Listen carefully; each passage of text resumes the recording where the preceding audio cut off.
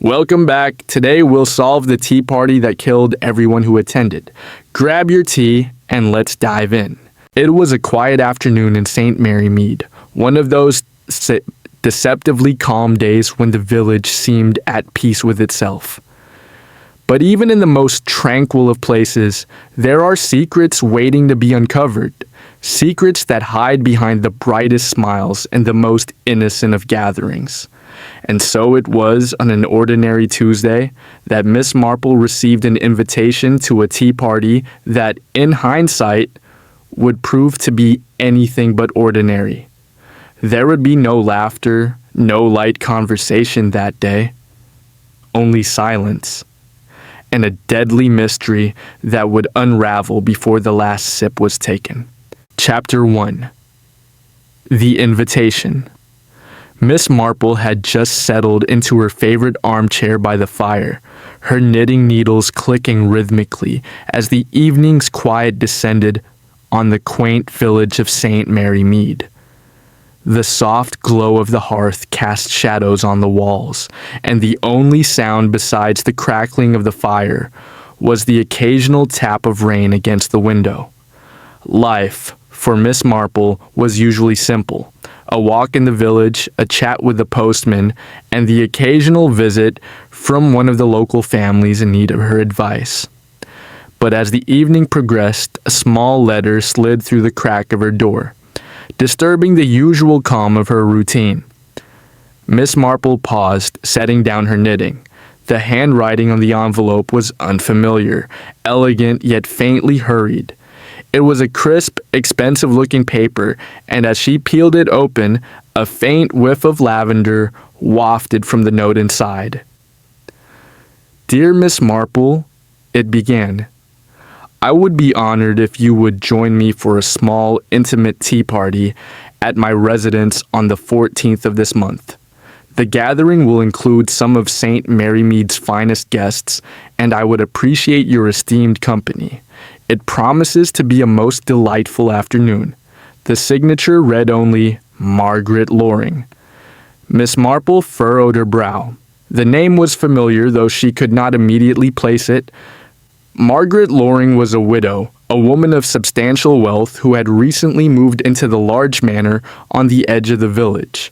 Her reclusive nature had already intrigued the local gossip mill, though no one seemed to know much about her.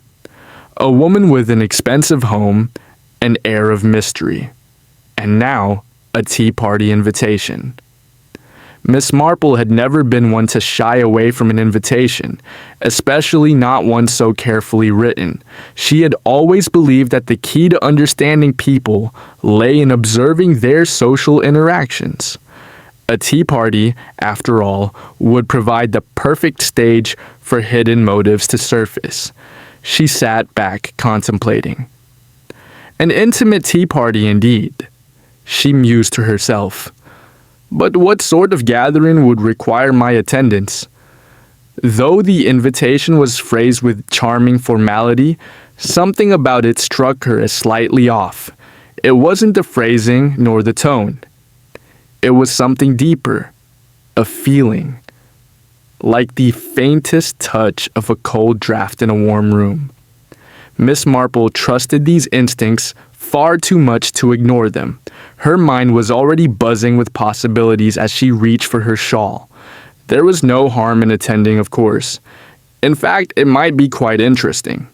After all, the village of St. Mary Mead was always full of stories, and she had a knack for seeing the patterns others missed.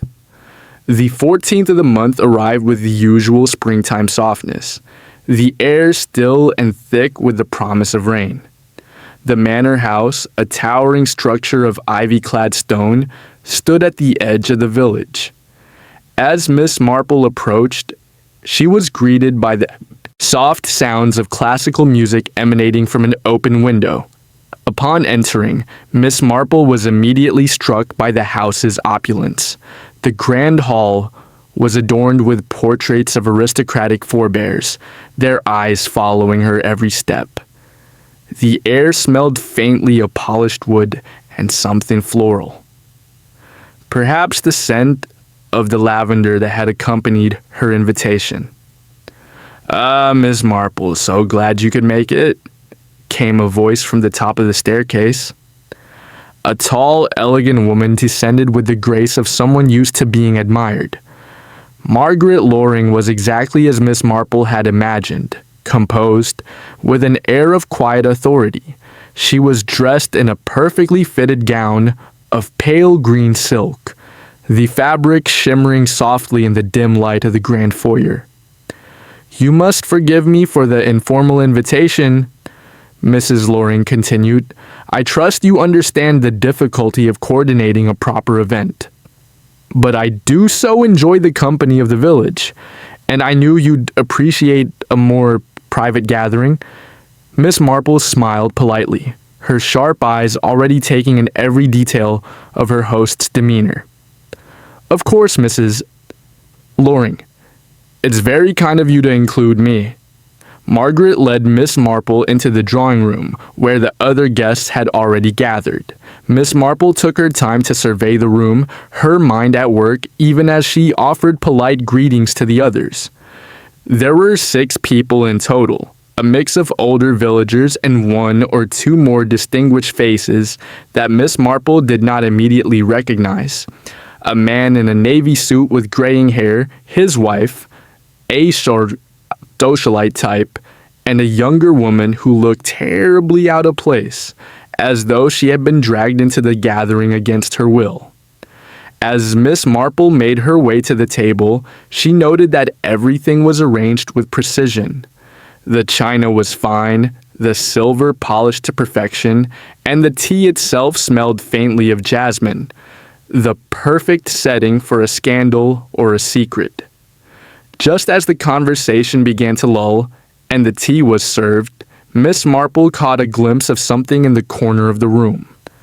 A glance exchanged between 2 of the guests. It was brief, almost imperceptible, but it was enough to make her raise an eyebrow. There was more to this party than met the eye. The question was, what was it? As the guests began to settle into their conversations, Miss Marple continued to observe, her mind working through the puzzle. A gathering like this, with its carefully curated guest list and polite conversation, could only mean one thing. Something was about to happen, and Miss Marple, as always, was determined to be the one to uncover the truth. The rain began to fall gently outside, tapping against the windows like a soft warning. Miss Marple sat back in her chair, her teacup resting gently in her hands. Something was wrong, but she could not yet put her finger on it. She would find the answer soon enough, though. After all, Miss Marple never missed a detail, and every detail was important. Chapter 2. The tea party begins. The delicate tick of the clock on the wall echoed in the drawing room as the guests, now comfortably seated, sipped their tea. The silver spoons clinked gently against the fine china, and the quiet murmur of polite conversation filled the air. Yet despite the warmth of the room and the charm of the gathering, something felt wrong. Miss Marple sat back in her chair, her sharp eyes scanning the room, taking in the smallest movements. The way Mrs. Loring's hand trembled slightly as she lifted her teacup, the nervous glances exchanged between the younger woman and the older man in the navy suit. She could almost taste the undercurrent of tension in the air just beneath the smooth surface of the social niceties. "Isn't it a lovely day?" Mrs. Loring's voice broke through the quiet, drawing the attention of the room. "I do hope the rain won't spoil your plans for tomorrow." Miss Marple gave a polite smile, her hands folded neatly in her lap. "I'm sure the rain will make everything all the more picturesque. You must have quite the view from your window." "Yes, indeed," Mrs. Loring replied, her eyes flicking toward the grand windows that overlooked the garden. "Though I must admit I much prefer the company inside. There's something comforting about a gathering like this. The conversation drifted from the weather to the latest village gossip.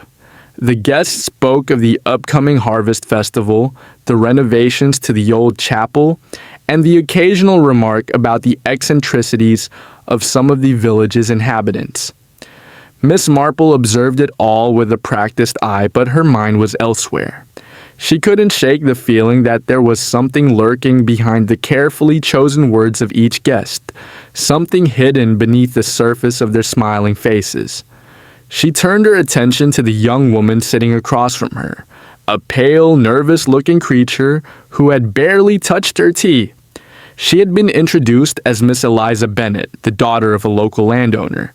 Her dress, though undoubtedly expensive, looked a bit too tight, as if she were uncomfortable in her own skin. Miss Marple watched as Eliza fiddled with the edge of her napkin, her eyes darting from person to person, never settling on anyone for long. Then there was the man in the navy suit, Mr. Edward Cartwright.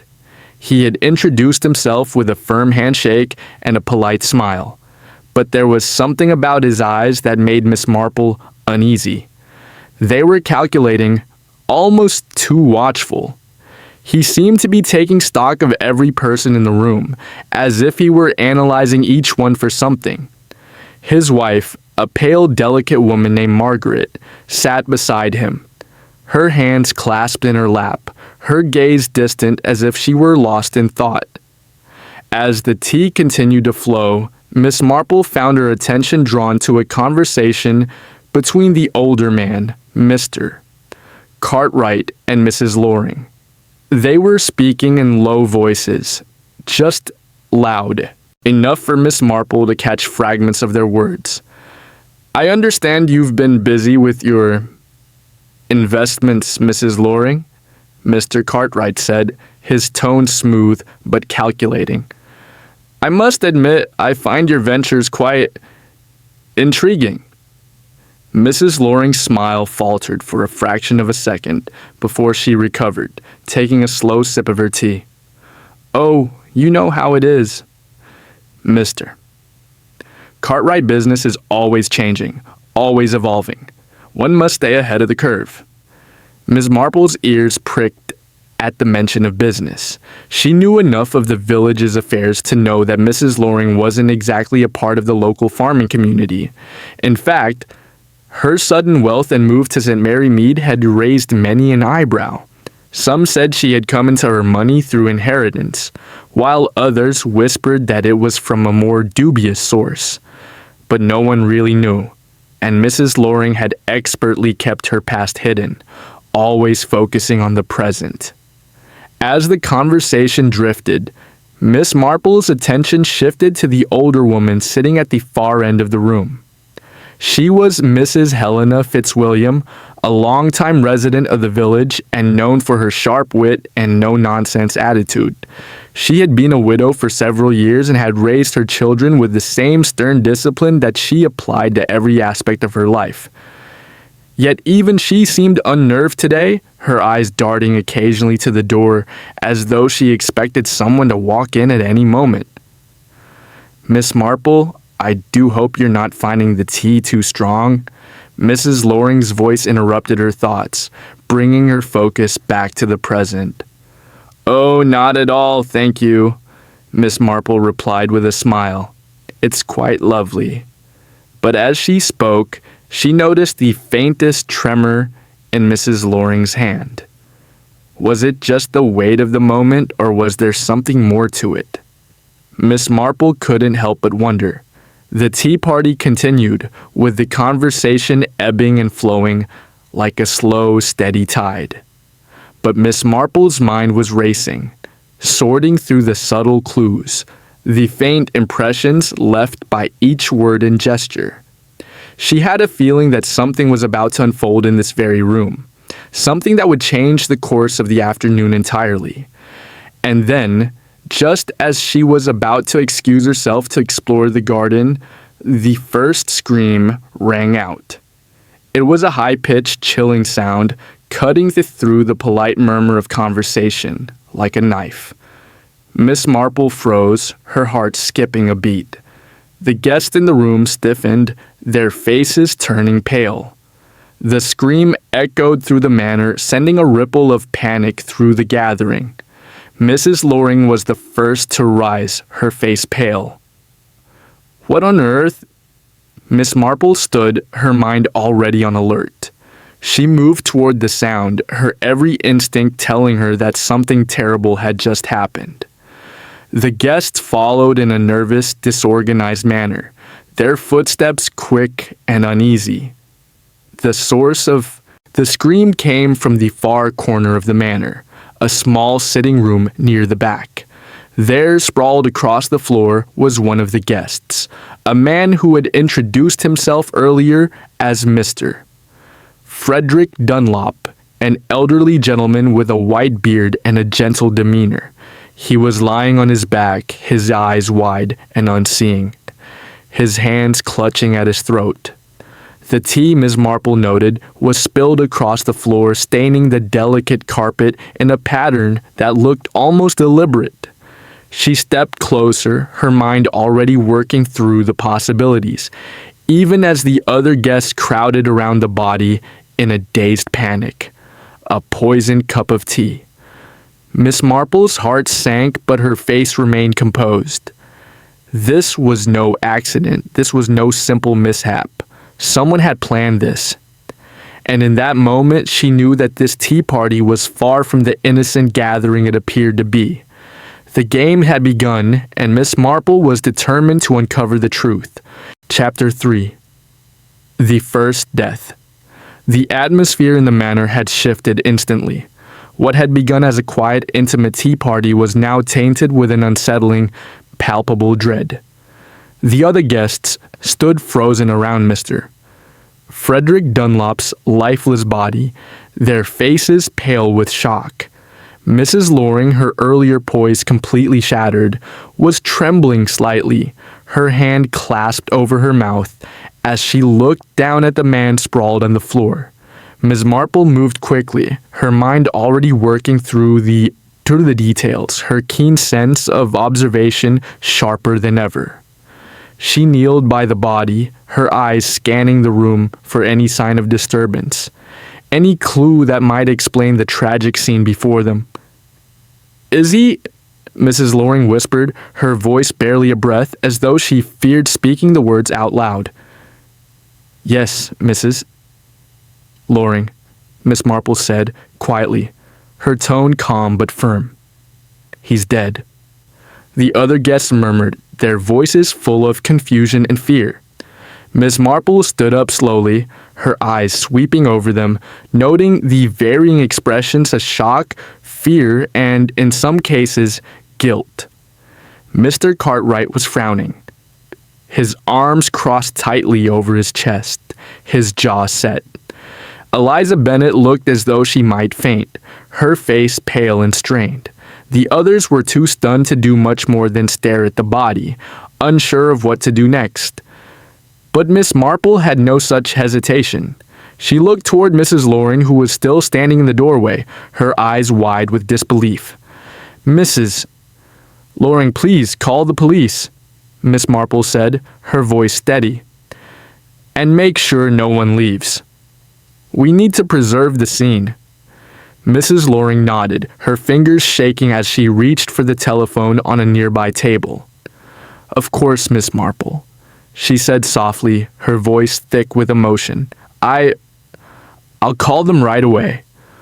While Mrs. Loring was occupied, Miss Marple turned her attention back to the body. Mr. Dunlop's face was frozen in a grotesque expression of pain, his hand still clutching at his throat. His lips were a faint shade of blue, indicating that he had likely been strangled, or perhaps more likely, suffocated by something lodged in his throat. A quick examination of his body revealed nothing else of immediate note. No signs of a struggle, no wounds. Miss Marple's gaze flicked to the overturned teacup lying beside him on the floor. It had rolled a few inches from his outstretched hand, and the spilled tea was slowly soaking into the plush carpet. Her eyes narrowed.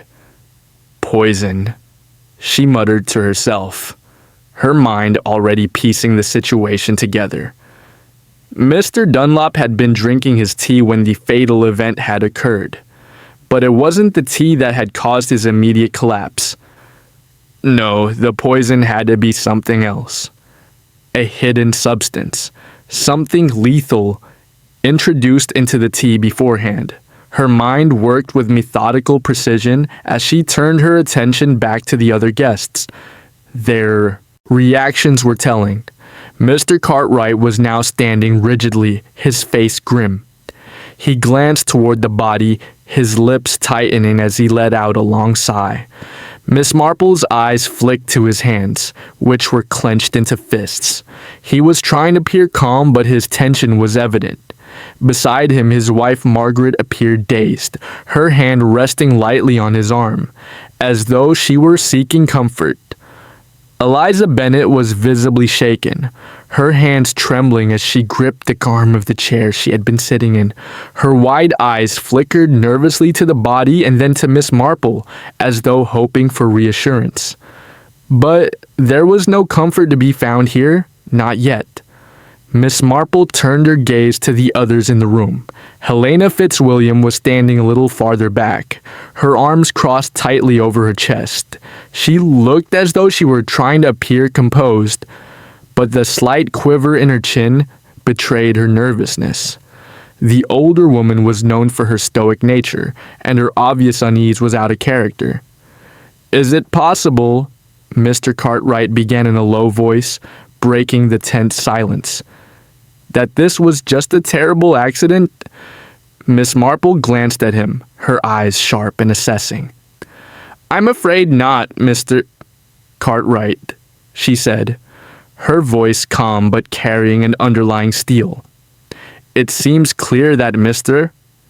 Dunlop was murdered, and judging by the way he was holding his throat, I suspect the poison was introduced into the tea before it was served." A hushed silence followed her words as the gravity of the situation settled over the group. Murder.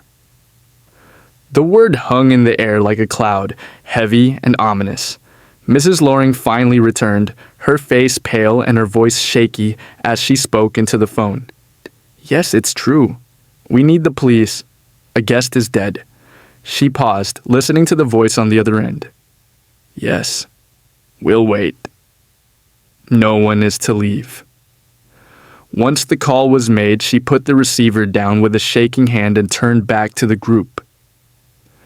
"The police are on their way," she said, her voice filled with a mixture of relief and fear. "We must all remain here, of course, until they arrive." "Of course," Miss Marple replied, her gaze never leaving the body. "But while we wait, I must ask that no one leaves the room.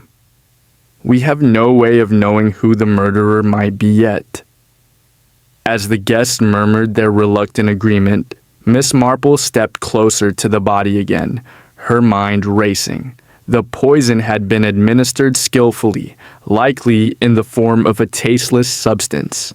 The culprit knew exactly what they were doing. But why Mr. Dunlop? And why now? She stood back for a moment, surveying the scene once more. The spilled tea, the lifeless body, the tense faces of the remaining guests. It all felt too carefully orchestrated, too deliberate. But who had the most to gain from Mr. Dunlop's death? Her eyes darted between the faces of the people in the room. Each one was hiding something. Miss Marple could feel it. The secrets and lies were like a thick fog in the room, suffocating the air. "I believe," she said softly, her voice just loud enough for the group to hear, "that we are about to learn far more about each other than any of us would have liked." Chapter 4. Investigating the Host. The soft hum of whispered voices filled the room as the guests stood around Mr. Dunlop's body, the tension thick in the air. Mrs. Loring had ordered the tea to be cleared away, and now the room felt empty without the delicate porcelain cups and the scent of jasmine tea that had once lingered so invitingly. The once elegant gathering had devolved into something far darker. Miss Marple stood apart from the group, her arms folded, watching each guest closely. The police were on their way, but in the meantime she had work to do. The scene needed to be examined, and she could not afford to wait. Every detail counted. Her mind worked as she observed the reactions of the others. Mrs. Loring, for one, had not yet regained her composure. The shock was evident in her features. Her usual poise was gone, replaced by a trembling anxiety. She had been standing in the doorway, wringing her hands as the guests murmured in confusion, her pale face a picture of distress. But Miss Marple could see beyond the distress. She could see the worry in Mrs. Loring's eyes, the subtle tension in her shoulders that suggested this was not her first brush with something dark. "Mrs. Loring," Miss Marple said softly, her voice cutting through the nervous chatter. "May I have a word with you?" Mrs. Loring turned, her face a mask of politeness, though her eyes betrayed her inner turmoil.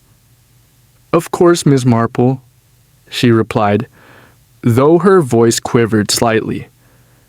"What is it you need?" "Do you mind if I ask you a few questions about the guests who attended your party today?" Miss Marple inquired, her tone gentle but firm. "I believe the police will want a detailed list of everyone who was present." Mrs. Loring's eyes flickered nervously. "Yes, of course. I can provide a list. I don't know what more I can say. It's all so terrible." Miss Marple smiled, though her eyes were sharp. "Please don't worry, Mrs. Loring, I'm not suggesting anything, but I do believe that we may find some answers in the conversations we've had today. If I could ask, who exactly was invited to your gathering?" "Certainly," Mrs. Loring said, her hands trembling slightly as she reached for a small notebook on the nearby table. She flipped through the pages as though searching for the information. "Well, of course you, Miss Marple," she said, with a forced smile. "Then there's Mr. Cartwright and his wife Margaret. He's the owner of the local estate, and she's, well, a very social woman, you know.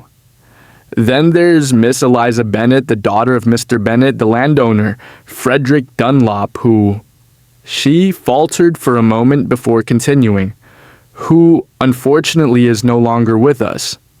She paused and glanced at the group, a mix of sadness and anxiety in her expression. "And then there's Mrs. Helena Fitzwilliam. She's lived in the village for years. And lastly, there's Mr. Jonathan Gray, a solicitor from the next town over. A rather quiet fellow, though, not one for much conversation." Miss Marple listened closely, her sharp eyes never leaving Mrs. Loring's face. The list of names was telling. All of these people were connected to the community in some way, yet there was a certain detachment in the way Mrs. Loring spoke of them. No real warmth, no particular affection for any of her guests. It was as though they were more tools than friends. Miss Marple's mind was already turning over the possibilities. "Thank you, Mrs. Loring," Miss Marple said. "This will be very helpful. I'd like to speak with your other guest now, if you don't mind." Mrs. Loring nodded, though her expression remained troubled. "Of course, Miss Marple. I understand. But I really do wish you would be careful. These are good people, I swear. It's just all so out of the blue. It can't be anyone here." Miss Marple said nothing, but the weight of Mrs. Loring's words lingered in the air. She nodded politely and turned away, walking slowly toward Mr. Cartwright, who was standing near the window, his arms crossed tightly across his chest. He had been quiet since the scream, though his presence in the room had been hard to ignore. As she approached him, Miss Marple's gaze never wavered. He looked down at her, his expression a mixture of irritation and uncertainty. He seemed almost eager to get the conversation over with. "Mr. Cartwright," Miss Marple began, her tone measured and calm. "If I may, I'd like to ask you a few questions about your relationship with Mr. Dunlop." He looked at her for a moment as though considering his response, before his lips twisted into a thin smile. "I hardly knew the man, Miss Marple." "I don't think there's much to tell." Miss Marple raised an eyebrow. "That's interesting, Mr. Cartwright. I thought you were a business partner of Mr. Dunlop's. You and he had spoken earlier, hadn't you? You seem to know quite a bit about his investments." Mr. Cartwright stiffened. "I know of his investments, yes. But that doesn't mean we were close. I've never been in business with the man, Miss Marple." "You must have misunderstood." His voice was cool, but the faintest flicker of unease danced behind his eyes. Miss Marple nodded slowly, absorbing the subtle change in his demeanor. "I see. And do you know if Mr. Dunlop had any enemies?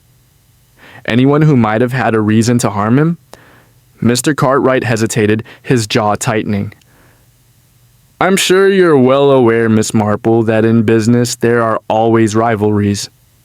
But as far as I know, Mr. Dunlop was a harmless old man. If anyone would have a reason to harm him, it would have to be someone who knew him much better than I did." Miss Marple studied him for a moment, her eyes narrowing slightly. There was something in his tone, something in his eyes, that made her think he knew far more than he was letting on.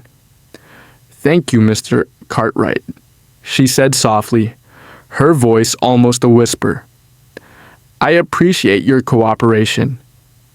As she turned to leave, Miss Marple glanced back at Mrs. Loring, who was watching the exchange with an unreadable expression.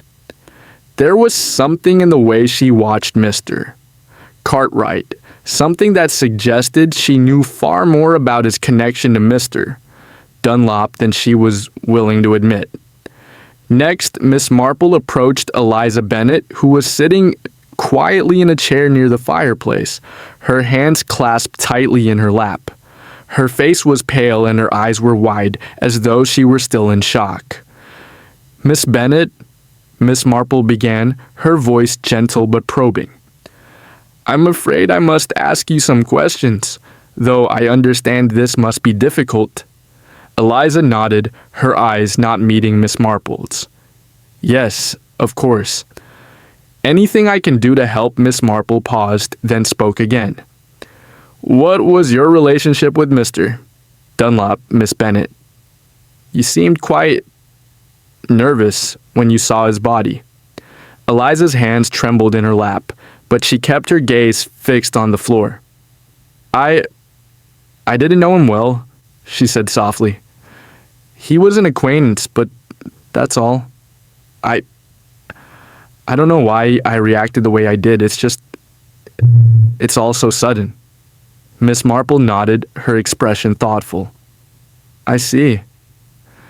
And do you know if Mr. Dunlop had any personal issues? Any reason someone might wish him harm?" Eliza's eyes flickered for just a moment, and then she shook her head. "No, I don't know anything about that. He was just an old man. I don't know why anyone would do this." Miss Marple could sense the hesitation in her words. There was something unspoken, something hidden behind that fragile composure. Miss Marple knew that every word Eliza had said might be a veil, but she would have to wait until later to uncover the deeper truths. Chapter 5. A Web of Lies.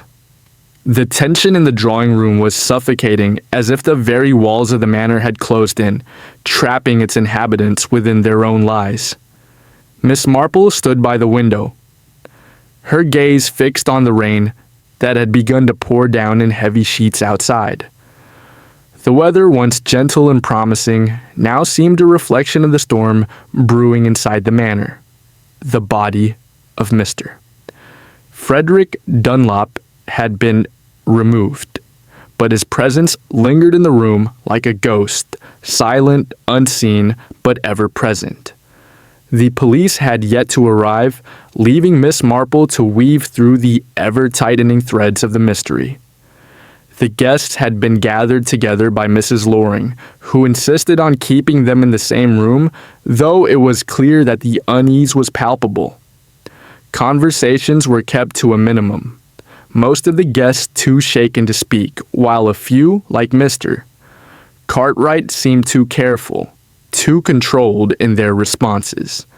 And then there was Eliza Bennet, who had become more withdrawn, her pale face a mask of quiet anxiety. Miss Marple moved methodically, her eyes lingering on each guest, her mind already forming a series of questions that needed answers. The puzzle pieces were scattered across the room, and it was up to her to find the patterns that would reveal the truth. She turned toward Mrs. Loring, who had retreated into the corner, pacing back and forth with an anxious energy that Miss Marple could see was more than just grief. There was something else behind it, something deeper. But Miss Marple wasn't ready to confront her just yet. Instead, she approached Mr. Cartwright, who had settled into a chair, his face an unreadable mask.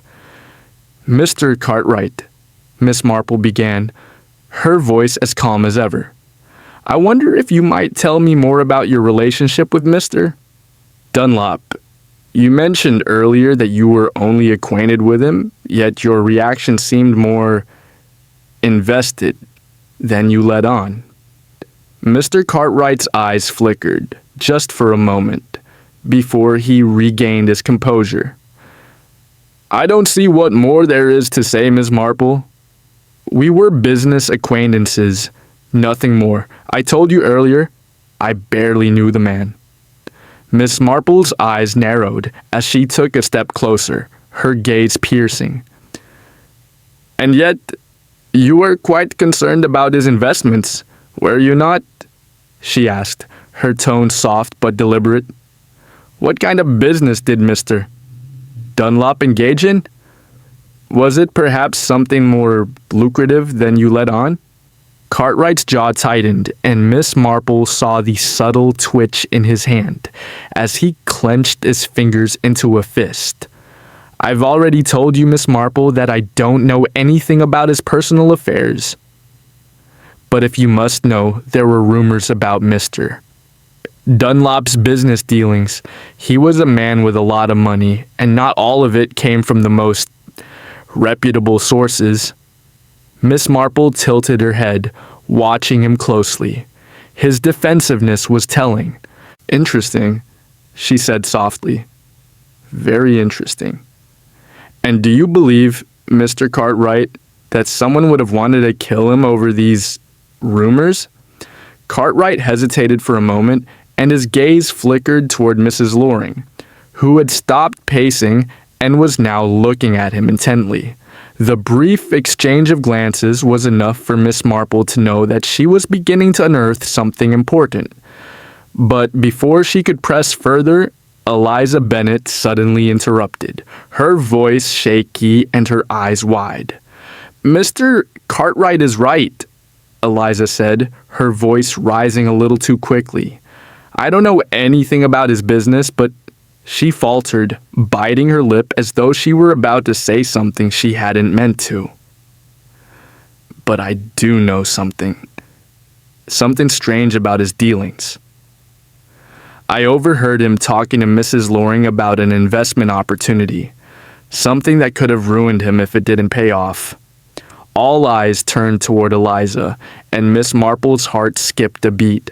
So, there it was. A slip of the tongue, perhaps, or a confession veiled in fear. Miss Marple knew that Eliza knew more than she had let on, and she wasn't done yet. "What kind of investment, Miss Bennet?" Miss Marple asked, her voice gentle, coaxing. Eliza looked at her, eyes wide with the kind of terror that only someone deeply entangled in a lie could feel. I don't know. I didn't hear everything, she stammered, clutching her hands together tightly. But Mrs. Loring, she was involved. They were planning something. It wasn't right. Mrs. Loring's head snapped up at Eliza's words, her face flushing with a mixture of shock and indignation. That's enough, Eliza, she snapped, her voice trembling. You don't know what you're talking about. There was nothing suspicious. We were discussing nothing more than investments, like any responsible person would. She stopped, her voice faltering as Miss Marple's gaze fixed on her, sharp and unyielding. Mrs. Loring, Miss Marple said quietly, I do believe we've reached the heart of the matter. You and Mr. Dunlop were involved in something more than what we've been told, weren't you? But what was it? What was it that led to Mr. Dunlop's death? The silence that followed was thick with tension. Mrs. Loring's face paled as she slowly sank into the chair behind her, her hands trembling in her lap. I'm not the one to blame here, she said in a voice barely above a whisper. I didn't want him dead. I never did. Miss Marple's eyes never left her, and she could see the guilt in Mrs. Loring's eyes, the way she was hiding something beneath the surface. Miss Marple took a deep breath and continued, her voice steady. But you knew something, didn't you? You knew that if Mr. Dunlop didn't get what he wanted from his investment, it would ruin him, and perhaps it would ruin you too. Mrs. Loring's eyes darted to Eliza, then back to Miss Marple. It wasn't like that, she said, shaking her head. Mr. Dunlop, he was going to expose me. He had information, and he was going to destroy everything I had worked for. He wanted control, Miss Marple, and I had no choice but to make sure he couldn't do that. Miss Marple stepped closer, her voice a mere whisper. And you poisoned his tea. Mrs. Loring's face crumpled in defeat as she nodded, the tears beginning to fall freely now. Yes, she admitted, her voice breaking. I thought it would end it. I never thought it would go this far, but I couldn't let him ruin everything. I had no choice. Miss Marple stood still, taking in the weight of Mrs. Loring's confession. She had found the key to the mystery, but this was just the beginning. Mrs. Loring was no longer the poised, controlled host of the tea party. She was a desperate woman who had made a fatal decision. But the question remained, who else was involved? Miss Marple's eyes swept over the room once more, lingering on the faces of the other guests. There was more to this than just Mrs. Loring's guilt. She had acted in fear, but fear of what? And why had the others been so quiet? As Miss Marple considered the answers to these questions, she knew that the web of lies was far from being unraveled. Each of the guests had a part to play, and it was only a matter of time before the truth came to light. Chapter 6. The Final Clue. The storm outside had not let up. It raged against the manor's walls, as though nature itself was intent on making the tense atmosphere inside even more unbearable. The flickering light of the gas lamps seemed to intensify the shadows in the room, stretching them into corners where dark secrets lingered. The sound of rain pounding against the windows was a constant reminder of the chaos that had descended upon what was once a tranquil gathering. Miss Marple sat by the fireplace, her hands folded neatly in her lap, her eyes watching the others in the room with quiet intensity. Mrs. Loring had been taken aside by the police, though it was clear that she had already confessed to her involvement in Mr. Dunlop's death. The others remained in a tight group, their expressions a mixture of guilt, fear, and uncertainty. No one spoke, but the silence was suffocating. Miss Marple's mind was busy, working through the facts of the case. Mrs. Loring had poisoned the tea, yes. She had confessed to that much, but something still didn't add up. If Mrs. Loring had killed Mr. Dunlop to protect herself, what was the motive behind the other guests' silence? Why had no one stopped her? Why had they all remained so quiet when the truth had been laid bare? Her eyes flicked across the room, resting on the faces of the other suspects. Mr. Cartwright, who had seemed so composed earlier, now appeared to be lost in thought, his brow furrowed, his lips set in a tight line. Eliza Bennet sat stiffly in her chair, her eyes still wide with shock, but something in the way she shifted her weight, the way her fingers nervously twisted the hem of her dress, told Miss Marple that she too was hiding something. And Mrs. Fitzwilliam, the older woman, was looking at her hands, her fingers tightly gripping the armrests of her chair. She had been quiet throughout the entire ordeal, but now more than ever, she seemed like a woman caught in a lie. Miss Marple's sharp mind raced through the events of the day, piecing together the conversations, the subtle glances, the hesitations. The clues were there, but they were scattered, hidden behind masks of politeness and fear. It was then that Miss Marple's gaze fell on something small but important, a glint of metal beneath the arm of an old chair by the window. She stood slowly, her mind already calculating, her feet moving toward the chair as if drawn by an invisible thread. The others watched her warily as she bent down and reached beneath the chair. When she pulled her hand out, she was holding a small silver spoon, stainless steel with a delicate engraving on the handle. The engraving was faint, almost too small to make out at first, but with the light from the fire flickering over it, Miss Marple could clearly make out the initials, E.B. Eliza Bennet. Miss Marple's heart skipped a beat. She turned toward Eliza, whose face had gone pale at the sight of the spoon. The young woman's hands were clenched tightly in her lap, and her lips parted in a silent gasp. "Eliza," Miss Marple said softly, her voice calm but firm. "It seems you've left a clue behind." The room fell into complete silence. Eliza's gaze shifted nervously, her chest rising and falling in quick, shallow breaths. Her eyes darted between the spoon in Miss Marple's hand and the other guests, as if searching for an escape. I don't know how that got there," Eliza stammered, her voice barely above a whisper. "It's not mine. Miss Marple raised a hand, cutting her off. "Please don't lie, Miss Bennet," she said gently but with authority. "We both know that it is yours. And I suspect that this spoon holds more than just a simple engraving."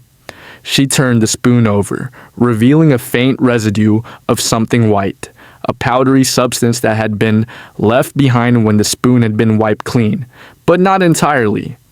It was the kind of thing a person might miss if they were looking too quickly, but Miss Marple had learned to see the signs of things that were hidden just beneath the surface. "It appears," Miss Marple continued, her gaze never leaving Eliza's face, "that this spoon was used to mix something into the tea before it was served, perhaps to ensure that no one else would suspect what happened." Eliza's eyes filled with tears, her hand rising toward her mouth in a futile attempt to stifle her fear. I didn't mean to," she whispered, her voice cracking. "I never meant for him to die."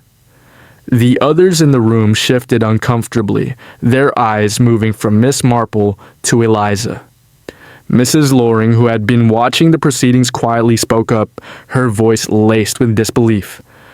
"Wait," she said, her voice trembling.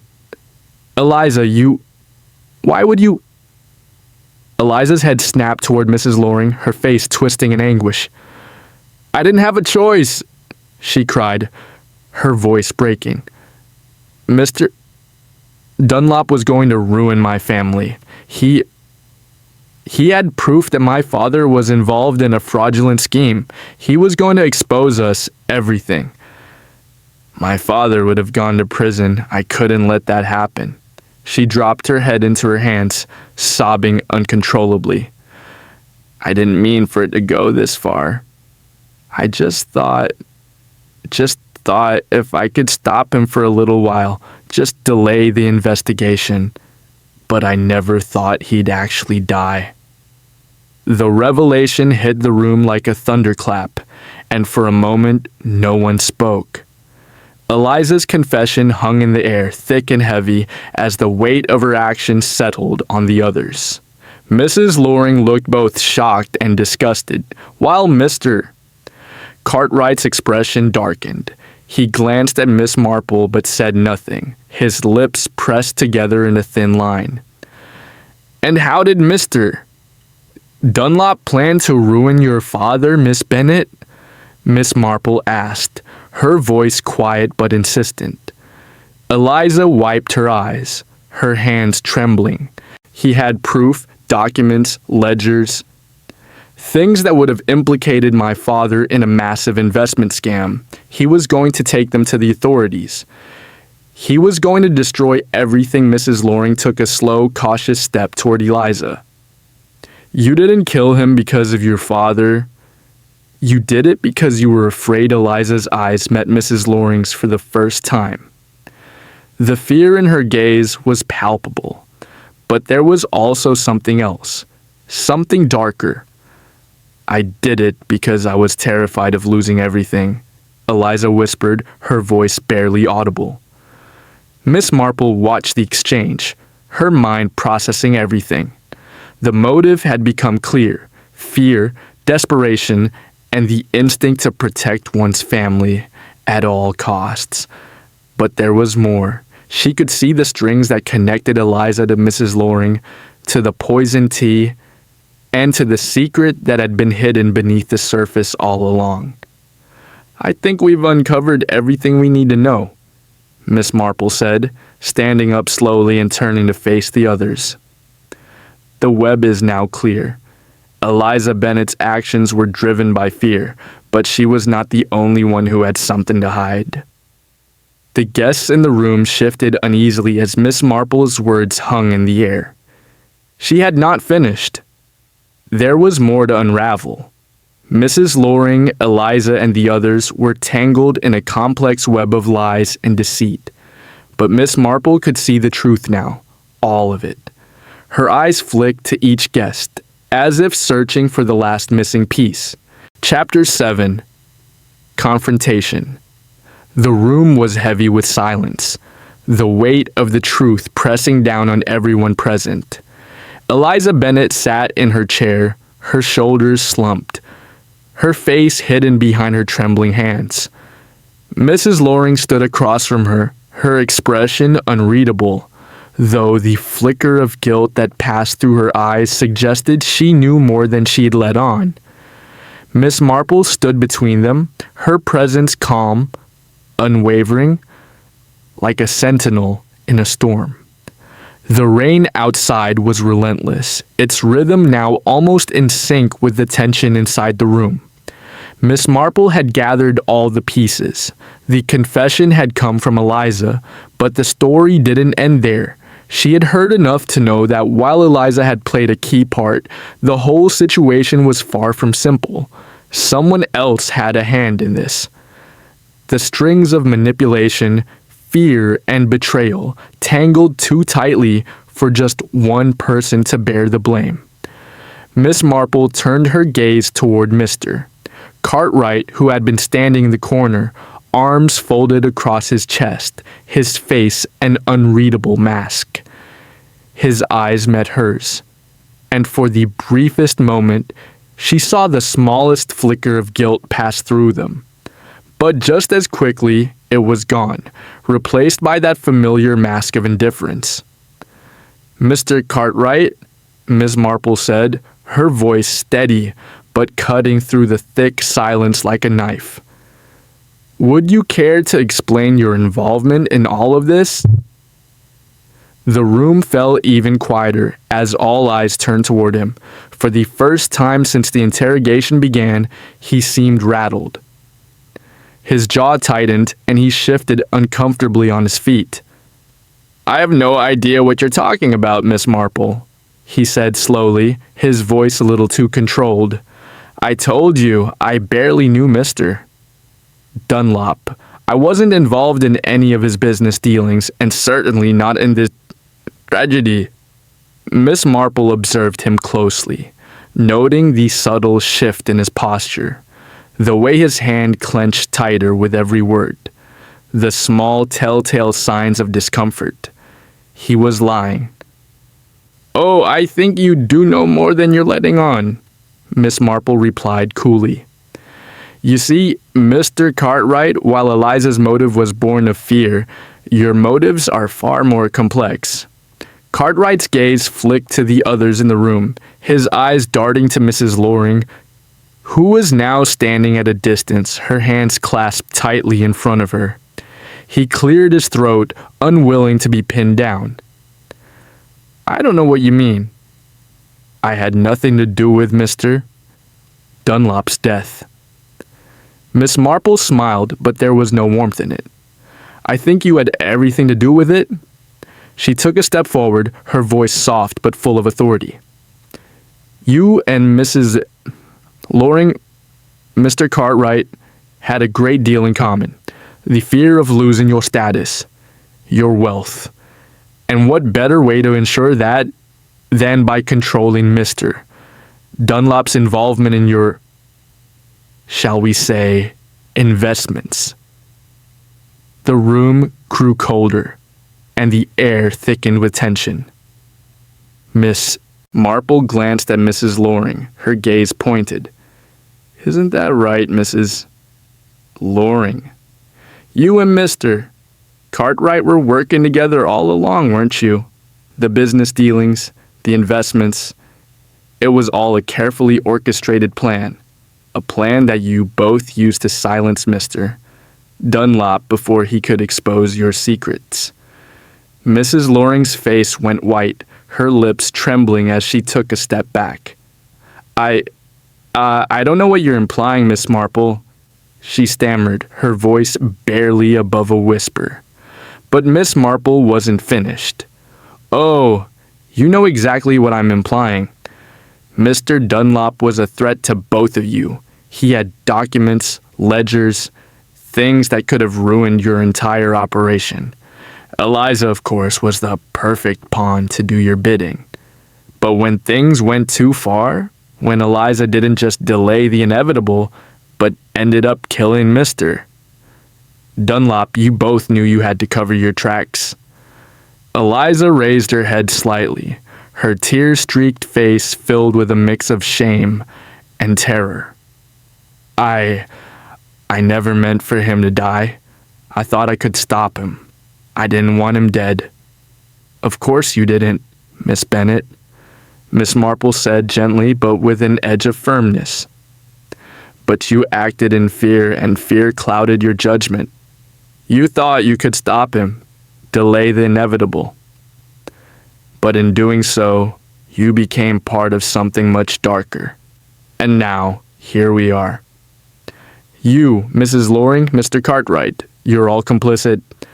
Cartwright finally broke his silence, his voice tight and full of frustration. "You're wrong, Miss Marple. Mrs. Loring and we didn't plan for this. Yes, we had business dealings, but we never meant to cause harm. Dunlop wasn't supposed to be part of the equation.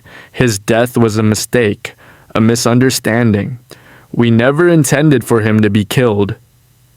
"But you did intend for him to be silenced," Miss Marple interjected, her voice sharp. "And in that, you sealed his fate. You knew what he could do with the information he had, and you knew that if it came to light, both of you would lose everything. Your wealth, your status, your entire livelihood. You both saw Mr. Dunlop as a threat, and you took action." A pause hung in the air, thick with the weight of her words. Mrs. Loring looked to the floor, her face a picture of guilt, while Mr. Cartwright's lips tightened, his eyes flickering with anger and fear. They both knew that Miss Marple had laid the truth bare for everyone to see. There was no way to escape it now. Miss Marple turned her attention to Mrs. Fitzwilliam, who had been watching the scene unfold from the sidelines. The older woman had remained quiet, her face pale but composed. Her hands were still tightly gripping the armrests of her chair. She hadn't said a word since the beginning of the interrogation, but her silence spoke volumes. "Mrs. Fitzwilliam," Miss Marple said, her voice calm but penetrating. "You've been very quiet throughout this ordeal, but I know you know more than you've let on. You were in the room when everything happened. You've seen the lies, the manipulation. So tell me, what are you hiding?" The older woman's face went ashen, and for the first time, she looked as though she might crack under the pressure. She shifted in her seat uncomfortably, her hands shaking slightly. Finally, she spoke, her voice trembling. "I didn't mean for any of this to happen," she said, in a low, broken voice. "I only wanted to help. I didn't know how far things had gone. I just wanted to keep everything in the family to protect my daughter's reputation." She stopped, her shoulders trembling. "But I didn't know they would kill him. I didn't know." Miss Marple's eyes softened for a moment, but her voice remained steady. "You were complicit, Mrs. Fitzwilliam. You knew what was happening, but you chose to remain silent. You chose to turn a blind eye." Mrs. Fitzwilliam buried her face in her hands, her body shaking with sobs. "I didn't want to be part of it, but I was too scared. I couldn't stop them. They had already made their choice." Miss Marple took a deep breath, surveying the room. The truth had been uncovered, layer by layer, until it lay bare before them all. The web of lies, the deceit, the manipulation, it was all there, exposed for everyone to see. But there was one last thing to do. "The police will be here soon," Miss Marple said quietly, her gaze sweeping over the room one last time. "And when they arrive, everything will be clear. The truth will come to light, and you will all have to answer for your actions." She paused, her voice firm and resolute. "But the question remains. How far are you willing to go to protect yourselves, and how much are you willing to lose?" The silence that followed was deafening, as the weight of Miss Marple's words sank in. The guests exchanged glances, but none of them dared speak. In the quiet aftermath, all that remained was the storm outside, still raging as the truth finally took hold. Chapter 8. The Truth Unveiled. The storm had stopped, but the air in the room remained thick with unease. The manor, once a place of elegance, now felt like a tomb. The guests had been interrogated, and the answers had been provided.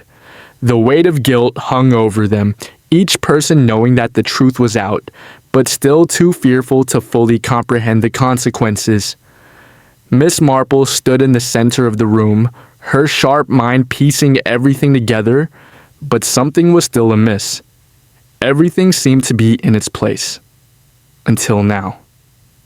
A slight shift in the air told her that there was more to uncover, a final twist she hadn't anticipated. The rain had stopped. But the tension in the room hadn't. Mrs. Loring, Mr. Cartwright, Eliza, and Mrs. Fitzwilliam stood apart from each other, their expressions varying from guilt to confusion. They all knew they would be held accountable, but Miss Marple wasn't done yet. Not yet. She turned to face the group, her eyes narrowing as she spoke. "You all stand here, knowing the truth of what you've done. But the question remains, who is really behind this murder?" The room went silent. All eyes turned toward Miss Marple. Everyone thought it was over. They had confessed, the police had arrived, and soon they would face the consequences of their actions. But Miss Marple had a gut feeling. Something was wrong. "Isn't it clear?" Mr. Cartwright spoke up, his voice tight. "We've all admitted our parts. What more is there?" Miss Marple's lips curled into a thin smile. "There's more, Miss Cartwright. I believe you're hiding something." The room's atmosphere shifted once again. Mrs. Loring took a step back, her hands shaking, her lips trembling. She clearly hadn't expected Miss Marple to continue. But Miss Marple didn't pause. Her eyes flicked to Eliza, then to Mr. Cartwright. "Mr. Cartwright," she said slowly. "You mentioned earlier that you barely knew Mr. Dunlop. You said you were just an acquaintance. But you were lying, weren't you? You knew him far better than you let on. You were connected to him through more than just business. You had a motive that no one else had considered." Mr. Cartwright's face turned pale. He swallowed hard, but said nothing. Miss Marple continued, "I've pieced together the story." Mrs. Loring needed Eliza to act out of desperation. Eliza, in turn, acted in fear of losing her family's reputation. And Mr. Dunlop's death, well, it was meant to be the tragic end of a dangerous game. "But there's one thing you haven't told us," Ms. Marple said, her voice gaining strength. "The connection between you, Mr. Cartwright, and Mr. Dunlop was not just about investments. It was about something far darker." Miss Marple paused for a moment. The guests stood, frozen, unsure of what would coming. Mrs. Loring took a slow breath, as if bracing herself for the next bombshell. "I've discovered something," Miss Marple continued, her gaze shifting between the suspects. "You see, the poison wasn't just in the tea. The poison was in the company Mr. Dunlop kept. He knew too much about all of you. But he didn't just have documents or ledgers. He had something far more dangerous, something that could expose all of you and your connections. A secret, perhaps, that went beyond simple business dealings. Something that could ruin you all." Miss Marple walked slowly toward Mr. Cartwright, her eyes piercing his every move. "But you knew that, didn't you? You knew that Mr. Dunlop had discovered something that could destroy not only your wealth but your life. Something you thought you could control. But when it slipped out of your hands, you did what any desperate man would do. You acted to preserve your own interests." Mr. Cartwright's eyes darkened, his hands now clenched tightly into fists. He looked away, unwilling to meet her gaze. Miss Marple knew that her words had struck a nerve. Then, with a final glance at Mrs. Loring, Miss Marple reached into her coat pocket and pulled out a small piece of paper. She unfolded it slowly, her fingers trembling slightly. The guests leaned forward, their curiosity piqued. "You see, this is a copy of a letter Mr. Dunlop had been planning to send to the authorities. It's a letter that exposes everything. The connections between you, Mr. Cartwright, and an illegal land deal involving the local estate. A deal that was covered up, and Mr. Dunlop had the proof." There was a collective gasp in the room. Mrs. Loring's eyes went wide. Eliza's face went deathly pale.